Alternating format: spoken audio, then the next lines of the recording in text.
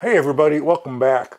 So the other day my wife asked me if I would take her car, that 2003 Cadillac Deville with the dreaded Death Star engine in it. This one only has 37,000 original miles on it, and it has never, ever not run good. Thing just runs like a top. Anyway, she asked me if I'd take it down to the emissions test, and in the midst of all the crap I'm doing on my Jeeps, I didn't really want to take the time, but I figured, oh well, it's going to take an hour, I'll just go get it done. Well, while I'm sitting waiting in line, it starts to misfire, and it sets a code. I can't get out of line, so I go and I take the test, and of course it fails. And I get it home, and of course I check the codes, and it's kicking out the dreaded P0300 random misfire, which means the computer thinks the engine isn't running right, but it does not know why, which cylinder, doesn't know anything. I thought before I just start ripping and tearing, it might be nice to have something to help me out a little bit. My current code reader, all it does is read codes and reset them. It'll show me some live data, but nothing really of huge use. So I thought, let's find something. So I decided to get this. This is the Launch, and before y'all get down and start furiously typing in the comments, yes, I know, Launch USA says that the Launch code readers on Amazon are knockoffs or whatever. They're coming from Launch China, and I know, I get it, I understand. This is the Launch CRP123X version 2.0. This is supposed to be new for 2024. I believe this will do everything I want or need it to do. I picked it up. I started looking at them, and I found this one on a lightning deal for like 20 some odd % off, and I got it for 140 bucks. So I thought, what the hell, let's give it a go. So let's get it out of the box, and let's see what it is. I paid for this with my own money, by the way, so those of you who want to tell me that I'm willing to sell my soul for 100 bucks, don't worry, this one is paid for by me. And by the way, the idea that my opinion isn't valid because somebody gave me a $20 or $100 product is absurd. Anyway, what are we getting here? I have not taken it out yet, or charged it, or done anything. Here is a manual, Creator, C-Reader, Professional 123X version 2. User manual, okay, it looks like a decent little user manual. Not going to go through it right now. Here is a quick start guide with also some more info on it. Nicely laid out, nice drawings. I'm liking that so far. Inside we got the unit itself. Feels nicely made. Got no complaints with the way it feels. It's got a power connector there. It's got a data connector there, serial connector, typical. And it's got a power button. Launch on the back, Launch Tech Co. Limited. These I don't care whether you buy it from Launch USA, Launch China, or Launch Canada. They're all made in China. I mean, let's just make that understanding right off the bat. There's the data cable. One end connects to your data link in the car, your assembly line communication link, and the other end connects to the back of the reader. And there is a charge cable. This one does have a internal battery. It is, of course, Android based. I think it said it was Android 7 based, believe it or not. And but first off, let's power it on and let's see if it does anything. Well, I saw something.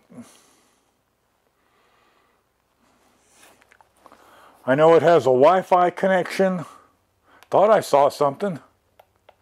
Didn't. Oh, there you go. Launch. Okay. Works. I mean, that's the first hurdle, right? It turns on and it works.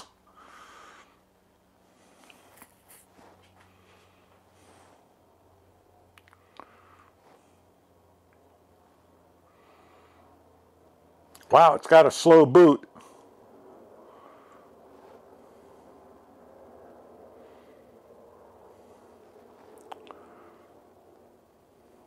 Okay, that's a weird picture. Welcome to use CRP123X V2O. Start. This is a touch screen and has controls over here. Battery shows 99% charge, so I guess I'm not going to have to charge it right off the bat. English. Next. Select a time zone. So what I'd typically pick is West Coast or Mountain. Oh, America, Phoenix. Look at that. I'll be dipped. All right, next step. Croker, that is the name of my Wi-Fi. I'm going to type in my Wi-Fi password here. Whoops. Excuse me a moment while I do that. Okay, I put my Wi-Fi password in. It says connecting. No, it doesn't. It says connected. Okay, great. Next step. Workshop information. I'm going to skip workshop information. What is the camera doing here? I mean, what the heck is the camera doing? It's darkening every... Okay, well, you know what? As long as you can see the screen, we don't care, right? So I'm going to skip that. Is that even focusing? I can't tell. System update. The system detects that the latest version of the operating system currently exists. Is the upgrade downloaded? What the hell does that mean?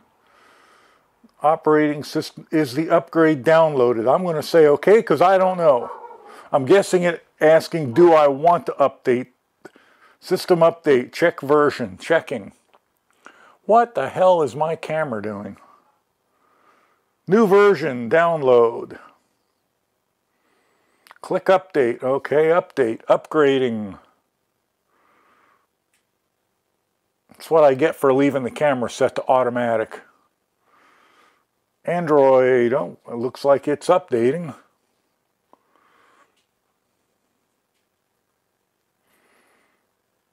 So this is my problem child right at the moment, and the reason I bought the scanner. This engine only has 37,000 original miles on it, and it doesn't exhibit any of the typical problems that abused North Star engines have. I took the front cover off here, and I took the engine cover off there, so we could get a better look at it and see if we can't see what is going on with it and why it is not working correctly. Now, this vehicle has a mass airflow sensor here, so any leak in this rubber boot ahead of the throttle body could cause the problem. A vacuum leak could cause the problem. I mean, there's a ton of different things that could cause it to throw a P0300. So, before we go into any kind of search, I've got this new launch scanner. Let's plug it in and let's see what it can tell us. Okay, I'm in and I've got it hooked up. Nice to see that it's charging off the car's battery. Let's turn it on.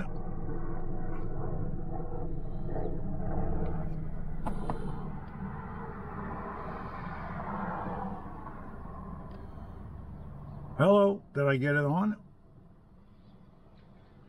I'm not seeing anything. There it goes, launch.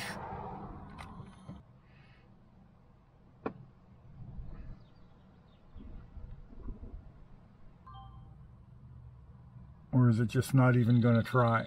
Oh, there, it's going to try again. See what it does.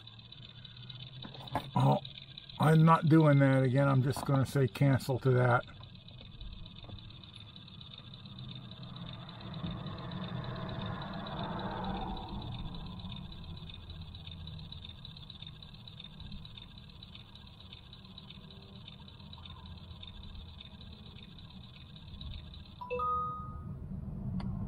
There we go.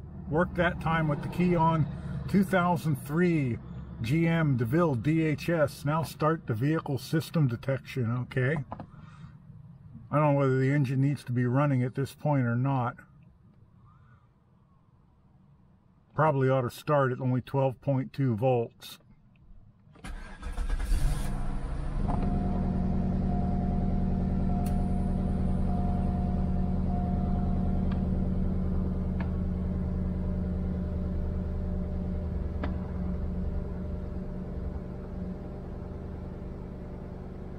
I'm going to get in and shut the door. Let me get my legs in and shut the door. Really sunny and getting kind of hot out today. Can't shut the door because I propped it open with a chunk of 2x4. There we go. That might be worse.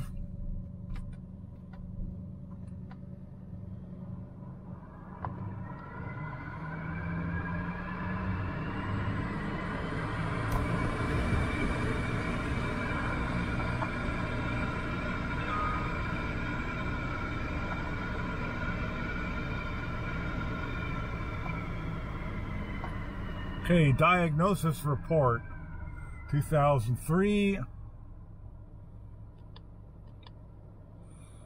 Abnormal 1. That's what I'm looking for. What's abnormal?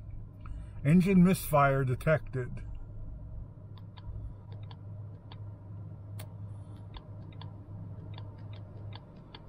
Disclaimer. Okay, I don't really want to share any of that. Let's go back. Let's clear the code, because it's the only code in it is that P0300.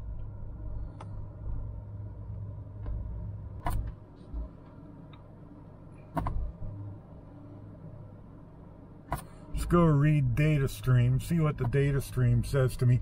It's running smooth now. It's not doing what it does now. Engine data display.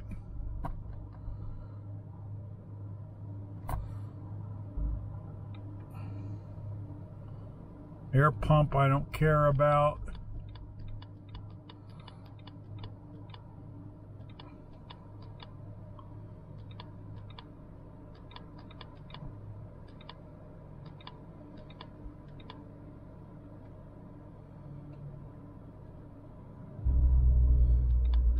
Let's look at the O2 sensors. Whoops. Let's look at the idle air control.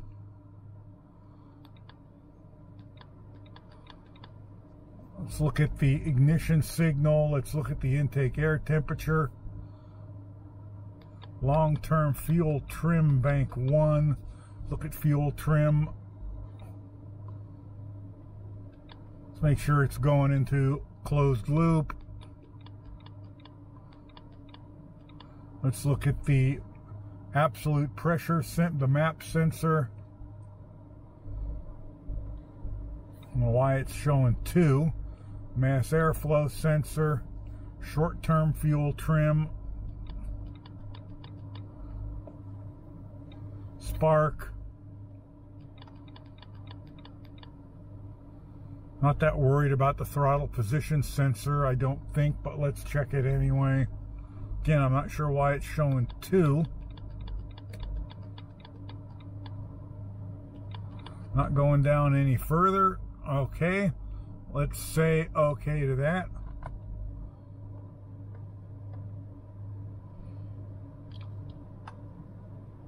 The engine's running perfectly now, of course.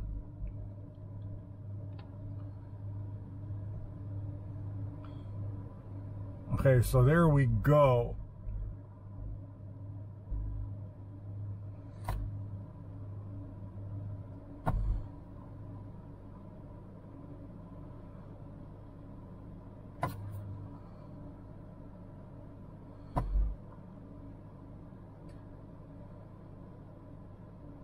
We are in closed loop, which we should be.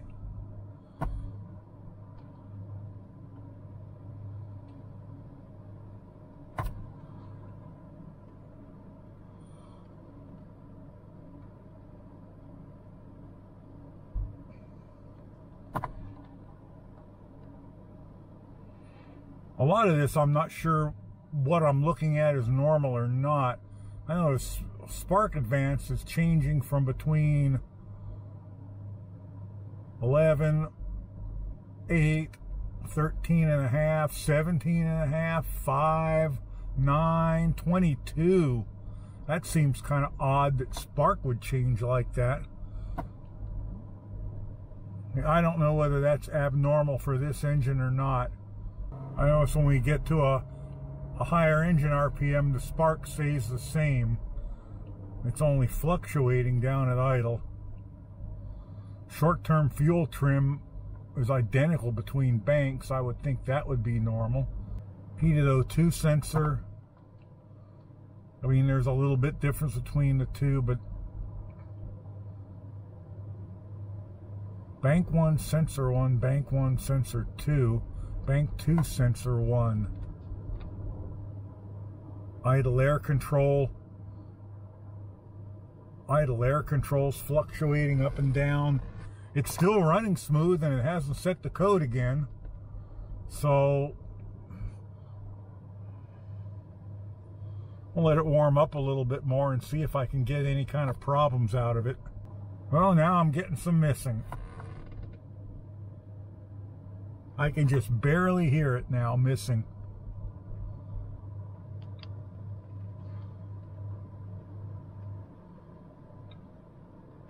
Yeah, I got that, whatever that is there. Oh, that's probably where I revved the engine up, isn't it?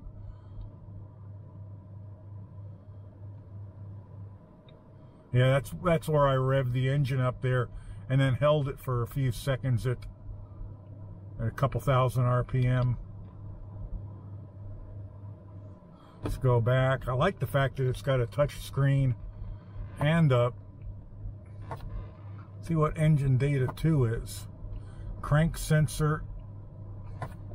Let's look at crank sensor. Sorry, my battery died there and I didn't notice it.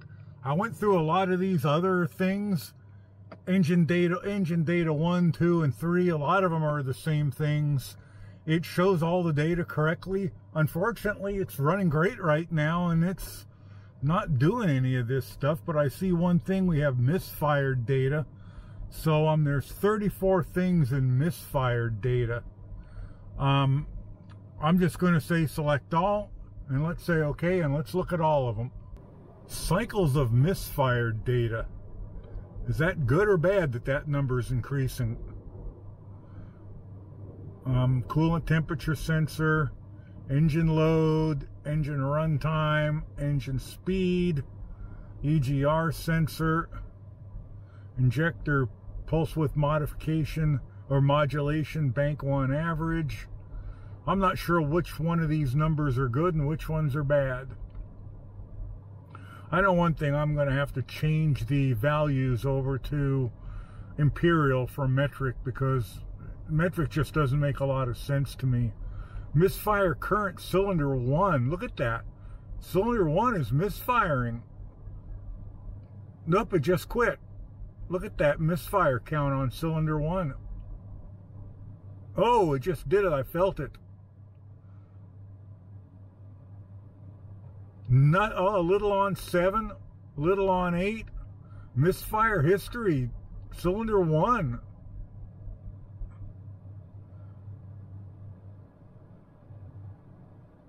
Cylinder 1 seems to be the one that's misfiring. You guys seeing that? Well, now 2 is too, a little bit, but... Oh, that was a big stumble. Oh, now it's misfiring badly. Wow, now it's really it's going to set a code here pretty soon, I think. It's misfiring so badly. And it's all of them. Look at it, it's all of them.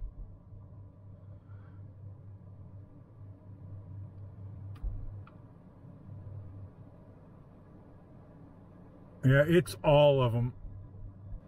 8s, they're all misfiring. 1 seems to be the worst. But they're all misfiring. Man, I was really hoping. Look at that misfire history on cylinder 1.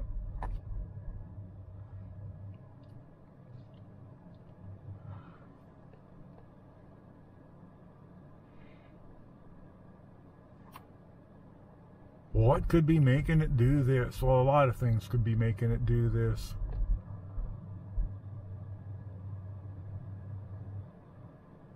I'm shocked it hadn't set a code yet. It's running so bad.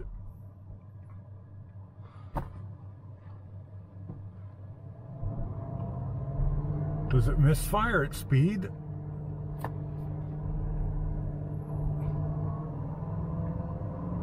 Let's get everything off it except the misfires. If it'll let me. Unselect all. Let's just get everything to do with misfires. Misfire, misfire, misfire, come on. Misfire, misfire, misfire, misfire. And let's say, okay.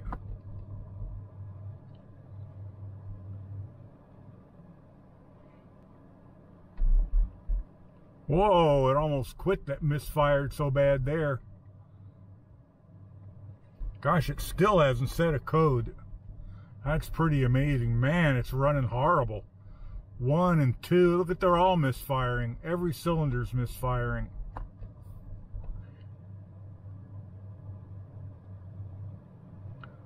Wow. So that's not like a bad plug or a bad injector or anything like that.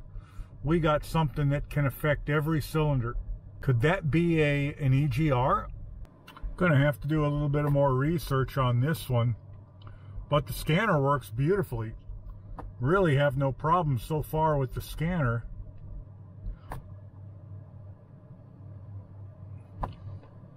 Yeah, it starts on cylinder 1. Big time on cylinder 1. Look at that. Starts on cylinder 1. 0 and 8. 1 and 8. And then there it goes. It starts to run really horrible. And then it's all of them at that point. It's all of them. And you rev it up.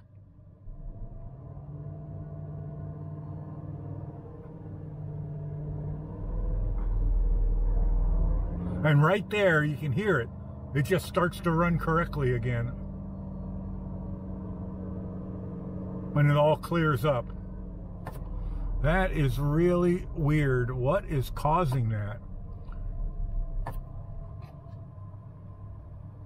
Let's go back and look at fuel level sensor, air fuel ratio. Let's look at barometric pressure,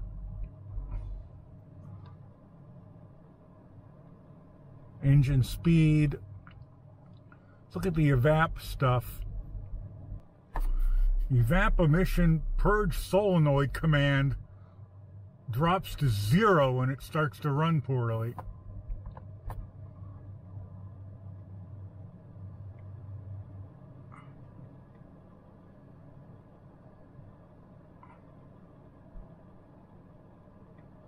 Isn't that interesting? Let's rev it up and make the problem go away. Ah, you can see it there. Is that what the problem is? Is it the purge solenoid? Well, let's watch it. We're sitting at 16, 18, 17%. Not missing too horribly yet. And there it went and started to run terrible. And that purge command dropped to 0. And let's get it running right again.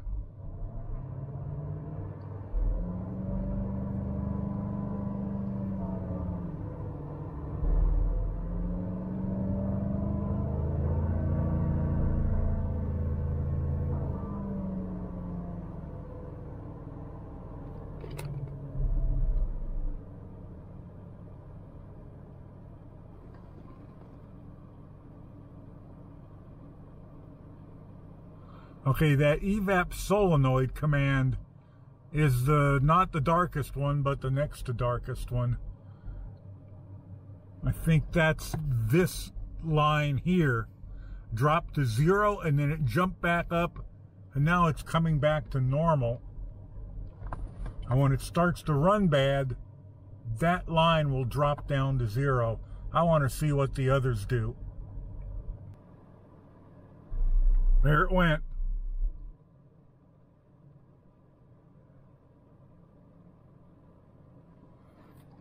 So that drops to 0, and at the same time the manifold absolute pressure sensor spikes up, as does the mass airflow sensor.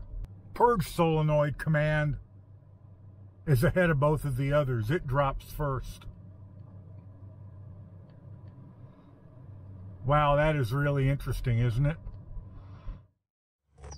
So I'm back out in the Cadillac again after doing the repair work on it. And I'm trying to get it past the emissions test. And I kind of forgot that after you reset all the codes or have the battery connected, you got to go through all these drive cycles to get the computer ready for the test. So, of course, it failed that. I brought it back and I looked up all the drive cycle stuff and I went through it. And then it set another code on me, a secondary air recirculation code. And I went through all the checks on that, and I could really only find something wrong, and that was that little plastic line I broke and repaired. So I'm guessing I didn't repair it well enough, so I put some heat shrink over it, and I heat shrinked it down, and I checked the whole system, make sure it held vacuum, and it does. So now I'm trying to get it to go to set all those readiness checks again, and especially that secondary air recirculation. So I've got the launch hooked up to it.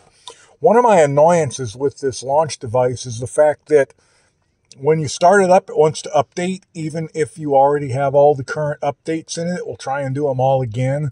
Very frustrating. It never remembers my network, and I have to reconnect it to the network every time. Very frustrating. Doesn't really stop the way it works. It's just an annoyance and a frustration. So let's turn it on. I need to start it. You hear that brrr noise? That's the secondary air circulation. So I'm going to go to IM on here, and that's going to look at these readiness monitors. I'm also starting to think what a good idea it would be if to have a bi-directional scanner where you could command some of these systems on and off. And I actually may order one, and just to compare it to this one to see which one I like the most. Of course, most of them are quite a bit more expensive than this one was.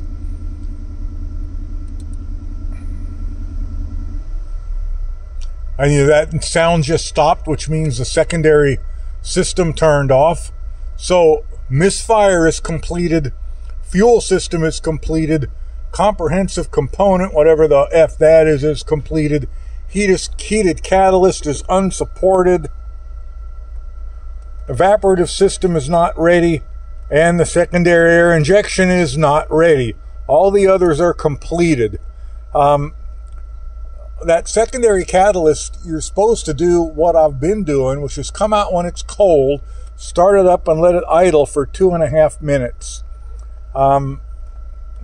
I'm not sure what I'm going to do about that because the system is obviously working. I can hear the pump running. All the hoses are connected. They hold vacuum. This code was not being set before this happened. Now, I've cleared the code since I went in and tried to fix it. But let's go back in and let's look at the data stream again. And this is another one of my annoyances about this. Every time you back out, you have to go through the process of telling it what the car is again. And that just doesn't seem like that should be necessary to me. So you can either auto detect or you can tell it. And the other videos I've watched of this VIN scan has happened a lot quicker. Usually in 5, 6, 7 seconds. Not the 20 or 30 seconds it takes on this one. If it happened in 5 or 6 seconds, it wouldn't bother me so much that it wants to do it so often. I'm not really counting this, but this is way longer than the reviews I've seen of it. Maybe it's just this vehicle. I don't know. Maybe a newer vehicle would be quicker.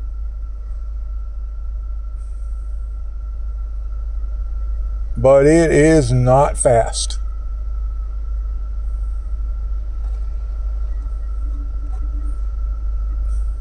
Like I say, if it did it once at the beginning of every session, it wouldn't annoy me. And if I haven't mentioned it, I don't have another one of these to compare to. This is the first one I've ever owned. I've always just used the Bluetooth dongle, and then my smartphone. But they just don't have the functionality, at least the ones I've had, the functionality that this one does.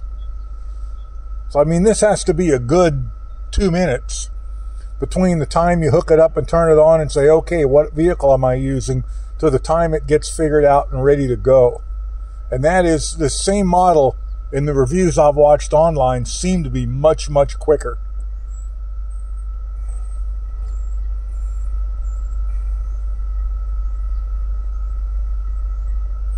All right, finally. Stowell still trying to read the health report. There we go. No fault codes because I've cleared them. Okay, there we go. I don't want to share this. The share does work. I have emailed this to myself. That works without a problem. So let's go into powertrain. And there's no fault codes in the system.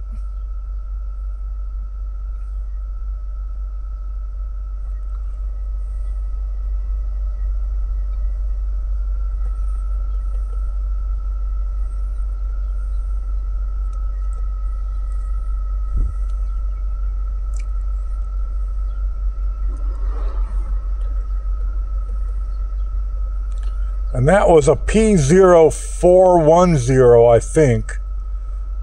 Yeah, secondary air injection. Last test not ran. This ignition not ran. Since cleared not ran. And this is just informational. This doesn't let you do anything from here. So let's go back again. Let's go back again. And let's go to read data stream. Engine data display.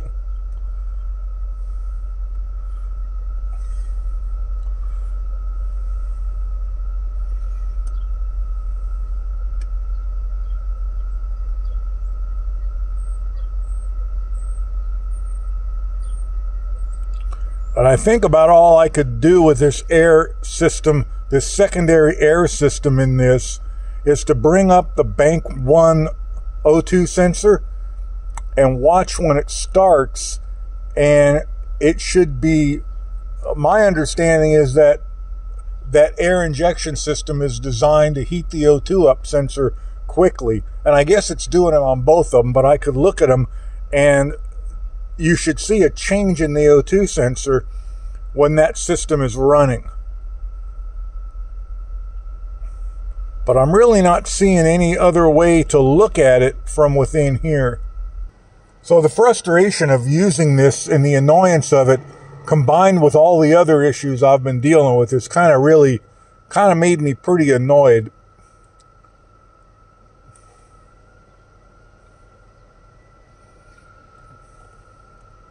And since this is not bidirectional, there's no way to go, there's no way to give it any kind of commands to do things. So all you can do is look to see what it's currently doing. I know the system works since I can hear the pump running. And misfire, if you look at misfire data after the fix, let's take a look at it. So we're going to go misfire 1, 2, 3, 4, 5, 6, 7, and 8. Whoops. Oh, God, now they're all off it. There we go, 8. And say OK. So you can see changing the boot did fix the misfire problem. And we'll see that here when this thing ever decides to actually communicate with the computer. So there we are. We're at 0 misfires all the way across. And that makes me happy. The engine just runs fabulously. But trying to get those IM readiness flags to set is the real problem.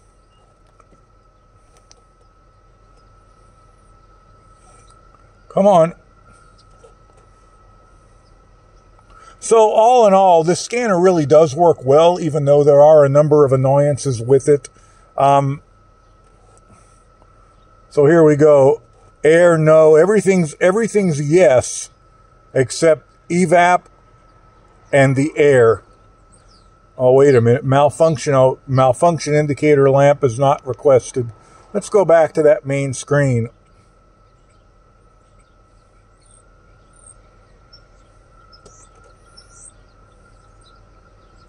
Back one more. Back one more. I probably could have just hit home. Let's hit home. There we go. And then hit IM. And then let it run that check again. So I'm just going to have to drive it more. And it's just very frustrating because it takes days of driving to set all those flags. Because, you know, if you look at the GM drive cycles, it tells you to do things like accelerate at half throttle to 55 and hold it there for X number of minutes and then decelerate to 0 without touching the brakes. Well, God, where the hell do you do that at? You know, freeway at 3 a.m. in the morning, maybe. Okay, those all say good. And once again, evap and secondary air injection still showing not ready. They're not showing failed, mind you. They're just showing the test hasn't completed yet. So I'm just going to have to drive it and hope they will set. I'm hoping also that if one of them doesn't, I'm not going to clear the code, because the code clears them all. I mean, it wipes them all out, and you have to go through all the readiness stuff again. I'm hoping I can just leave the light on and fix the problem, and then once I go through a drive cycle or two, it will realize that it's fixed and put the code into history. So there you have it. That's kind of my noob review of the Launch 123X Elite scanner. The price was certainly right. The screen is big and beautiful. I like the touch combination of touch screen and the buttons. But you know what? It absolutely does have some annoyances. But again, that's coming from a noob. I do not have any other scanner to compare it to. So anyway, thanks for watching, guys. I'll put links to this below. And if I pick another one up, we'll do a review of that one too, so we can compare them. Thanks for watching. Catch you later. Wish me luck. Bye.